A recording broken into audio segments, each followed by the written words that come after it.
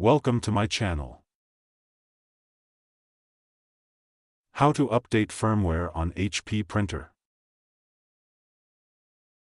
Update via HP Smart App. Step 1. Visit the site of HP and download the HP Smart App on the computer or mobile. Step 2. If you already have an app, then select the image of the printer, otherwise click on the Add Printer to pair your printer. Step 3. Click on the Advanced tab and select the Advanced Settings and Printer Home page. Step 4. Also select the Web Services option and click on the Printer Updates.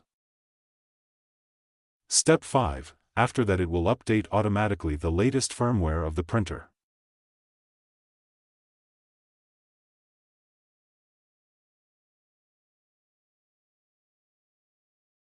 Manually update via HP website.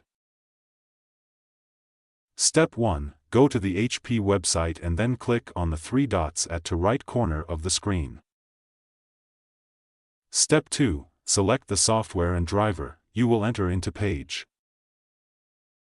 Step 3. Here fill the model number of the HP printer and click on the Submit option. Step 4. Now there open a list of firmware files. Click on that which is next to your printer. Step 5. Then follow the on-screen instruction for install the updates.